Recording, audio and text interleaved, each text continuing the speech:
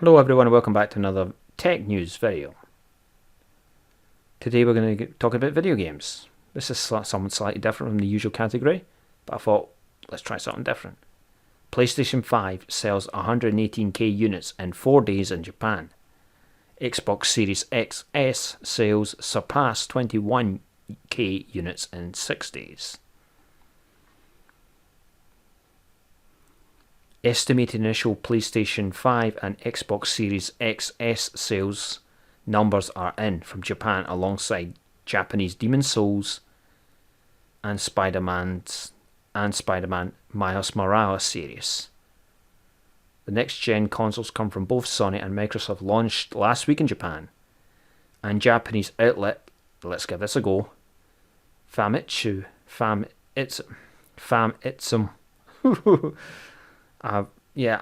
I'm confident that's not how it's pronounced. Famitsu has now in Japanese magazine has now announced first week sales for the PlayStation 5 and Xbox Series XS, as estimated by Famitsu. 118,000 PlayStation units were sold in 4 days, whereas 21,000 Xbox Series XS units were sold in 6 days. The report doesn't mention the split between Xbox Series X and Xbox Series S, but it does state that the initial stock for Microsoft's consoles completely sold out, which is good news because Xbox has never really been big in Japan, so that's good news for Microsoft.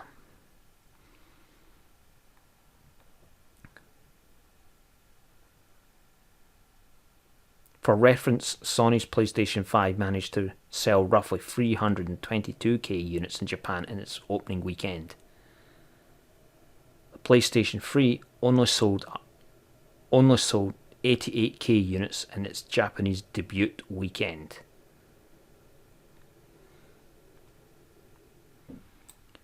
And it's interesting, one of the reasons why I thought this was an interesting discussion is it appears that in Japan there's a sort of lack of appetite for game consoles, or there's a sluggish response for the adoption rate for them in the last couple of years. And that's interesting to me because the Japanese for many people in, say, North America, they're remembered for the NES, they're remembered after Atari collapsed. In the UK and in Europe we had home computers and that, but in America, North America, Sega and Nintendo came in and dominated the scene. The consoles have been big in Japan for decades, and it's just interesting that maybe they're going mobile. Maybe this is Nintendo's advantage with the Nintendo Switch. Space is a premium in Japan, and these consoles, well, PlayStation 5 is certainly big, and I don't know, I don't know what's happening. It's interesting that for a culture that was so, had video games and that video gaming was so dominant in that culture, and to think it's changing ever so slightly is fascinating. It really is quite interesting if Japanese people are now adapting and moving more into handheld devices because of mobile phones. And as I said, this is maybe the advantage of a Nintendo Switch. People would just pick them up and play them. Play them in the bedroom. You can play them in the toilet. You can play them anywhere on one of these Japanese amazing bullet trains or something like that. Or you could play them anywhere. And I think that's the advantage. Of course, there's a rumour going around that there'll be a PlayStation Switch Pro next year or the year after. We just have to wait. But it's interesting that as much as these new machines, 4K, very least 60 frames a second, maybe 120 frames a second, and PlayStation 5 advertises 8K. And it just seems that people are quite happy with 720p LCD screen on the Nintendo Switch, because it's got great games. That could be just the advantage of it, it's just got great games. And you can pick them up and play them whenever you want. And that's what's so interesting about more what's changing with technology. Technology is changing, and portability, especially after the iPhone launched and smartphones became everything. It's portable. Here on YouTube, with most people watch your videos through a phone or a tablet, and a desktop's still popular for sort of some a degree of a percentage of the audience. But as anyone knows, who maybe not so much at the moment, but in 2020, but you go on a bus, public transport, you always see these devices. Everyone's on their phone, and you see some young people with Nintendo Switch from time to time. Not too often, but I do see it from time to time. I'm just wondering if in Asia that maybe that's a big thing. Who knows? All I can say is portability is the future. Maybe not so much these big, bulky machines, which appeals to the techie in me.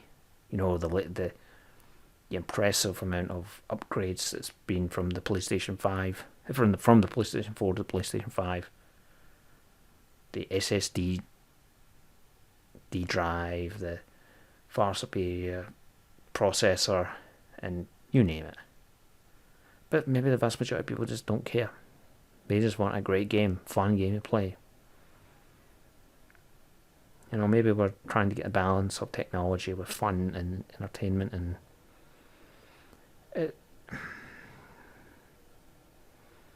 maybe this could be the last big box machines, because demand maybe not there next time. Maybe just more and more portable. Maybe Nintendo will have the final laugh, the last laugh, I should say. Well, I hope you enjoyed that vid, or at least you tolerated it. If you don't mind, if you could like this video if you liked it, or if you disliked it, the dislike button's right next to it. And if you could help me out by subscribing to this channel.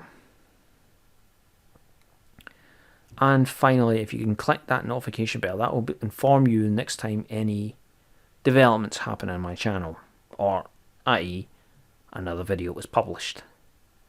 So that's all for me to say. I want to thank you for watching another one of my videos. Thank you for your time and reaching and getting to the end of this video. All I've got to say is thank you for your time, and take care everyone, and I'll see you in the next video.